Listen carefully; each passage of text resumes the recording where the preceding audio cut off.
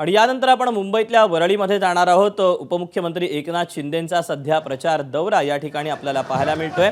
निवडणुकीच्या पार्श्वभूमीवर या ठिकाणी एकनाथ शिंदेंकडून सध्या शक्ती प्रदर्शन केलं जाते।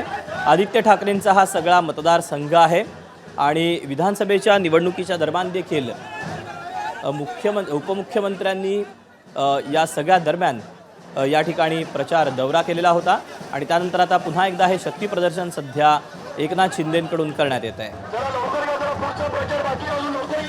कालच त्यांनी नवी मुंबईमध्ये देखील प्रचार दौरा करून शक्ती प्रदर्शन केलेलं होतं। खरं तर नवी मुंबईमध्ये भाजप आणि शिवसेना हे दोन्ही पक्ष वेगवेगळे लढत आहेत, तर तिकडे ठाण्यामध्ये देखील त्यांनी परवा उमेदवारांच्या सोबत रोड शो केलेला होता।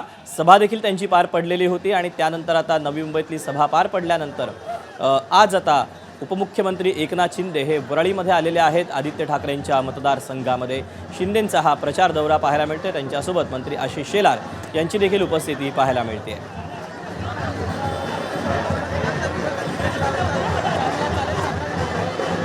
आता या वरळी मतदारसंघातल्या दौऱ्याच्या दरम्यान ते आता काय बोलतायत, कुठले कुठले मुद्दे उपस्थित करतायत हे पाहणं महत्त्वाचं ठरणार आहे। वरळी मतदारसंघ खरं तर आदित्य ठाकरेंचा हा बालेकिल्ला समजला जातो। याच बालेकिल्ल्यामध्ये आता युतीचा प्रचार करण्यासाठी उपमुख्यमंत्री एकनाथ शिंदे दाखल झालेले आहेत। मंत्री आशिष शेलार हे देखील आपल्याला पाहायला मिळतात। दोन्ही बाजूला सध्या कार्यकर्ते असतील, त्यांची देखील मोठी गर्दी झालेली पाहायला मिळते।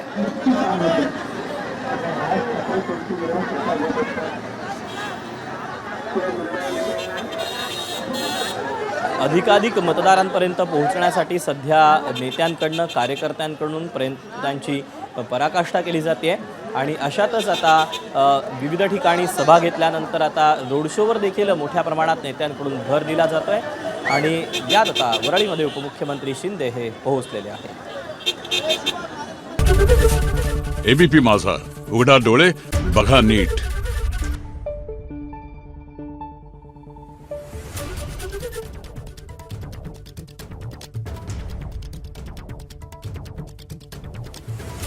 Thank you.